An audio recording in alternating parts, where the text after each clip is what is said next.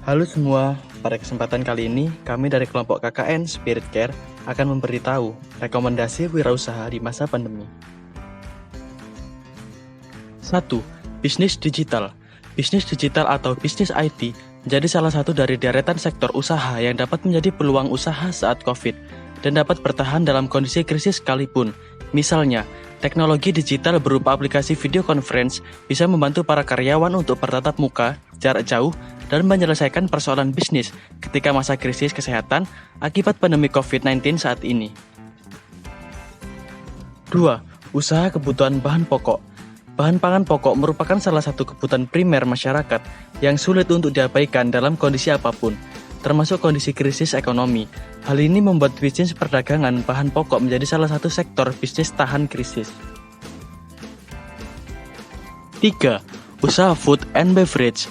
Bisnis food and beverage dianggap salah satu sektor bisnis tahan krisis ekonomi.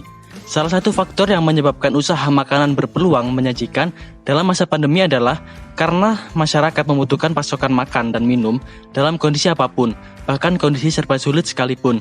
Dengan demikian, sektor F&B tidak akan pernah surut dan kehilangan konsumen.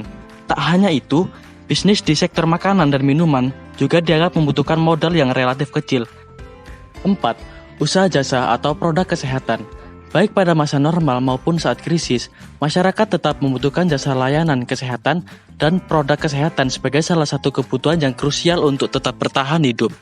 Terlebih ketika masa krisis akibat virus COVID yang terjadi di berbagai belahan dunia seperti saat ini. Berbagai latar belakang tersebut menjadi alasan yang membuat bisnis kesehatan termasuk salah satu yang bisa bertahan di masa krisis sekalipun. Kebutuhan menjaga dan memulihkan kesehatan tak akan hilang karena momentum apapun, sehingga bisa dijadikan peluang bisnis sekaligus membantu masyarakat untuk memenuhi kebutuhan atas kesehatan. 5. Usaha jasa pendidikan dan pelatihan. Momentum krisis, baik krisis ekonomi, politik, sosial, maupun kesehatan tak akan menghentikan laju perkembangan sektor jasa pendidikan dan pelatihan di berbagai belahan bumi manapun. Pasalnya, kebutuhan untuk belajar sesuatu hal yang baru tak akan surut di tengah-tengah masyarakat, meski dalam kondisi krisis sekalipun. Bahkan masa krisis merupakan momentum yang tepat, karena sebagian orang mengevaluasi diri dan menganggap dirinya membutuhkan lebih banyak pengetahuan untuk terus mengembangkan diri.